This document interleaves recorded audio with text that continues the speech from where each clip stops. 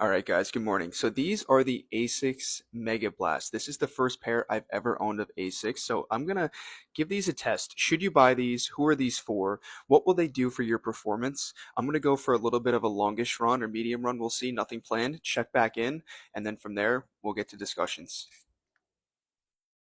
20 out of 10. I just got back from a long run right here, medium long run, 12 miles. Heart rate was low. I tested this shoe at 530 paces to 6 to 7s to 8s to 9s. I averaged a 720.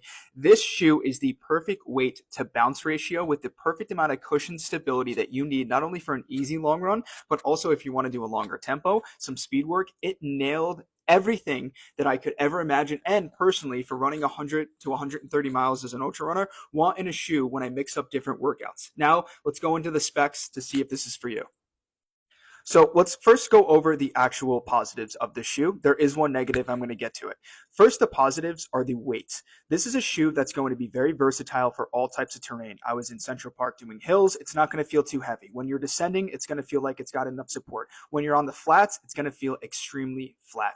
The second thing is this 8mm heel drop, which is perfect for runners because that's typically the average. So when you jump from shoe to shoe, you're not going from 8 to 6, and there's some massive difference within your biomechanics. The other thing that I love is the stability. So this shoe is perfect for any new runner. Reason being is you want stability is because a lot of new runners do not strength train. So some shoes lack stability, which means you're going to have to tighten your calves, your ankles, your feet muscles. And if you have weak shoes when it comes to stability with weak muscles, it's going to cause you issues. This shoe is perfect.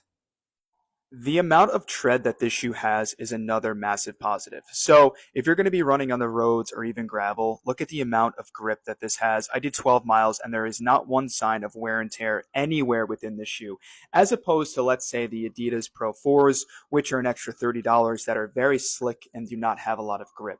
So that is another positive when it comes to that shoe. And I can guarantee you, just by looking at it, it can probably last you about 225 to 300 plus miles. And if you look at the mile per dollar, with that retail price being 220, you're looking at 80 cents a mile to a dollar, sometimes to 50 cents. It all depends on the person's weight. It all depends on how your shoe rotation is and how much you use it. But I see this shoe lasting me personally with the amount of miles that I do while still keeping the actual grip, while still keeping the actual cushion over 225 miles, which I have never said yet about a shoe.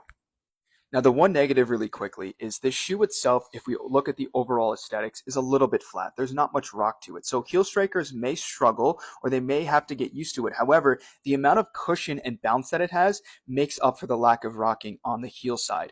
The toe strikers, which I'm a toe striker, as we can see, has an uptick with a little bit extra spring here, a little bit more bounce. It was very light. It was very nimble. It's everything that I want in a shoe as an overall performance shoe, as an overall tempo shoe, as an overall easy run shoe with a perfect amount of cushion. So if you're a heel striker, you're going to need to try this shoe on to see if it fits for you, just because some heel shoes for heel strikers have a lot of rock in them, which helps propel you forward. So this shoe, again, is perfect for new runners. It's perfect for advanced runners. It's perfect to nail your long tempos, your easy long runs, any type of speed work mixed in.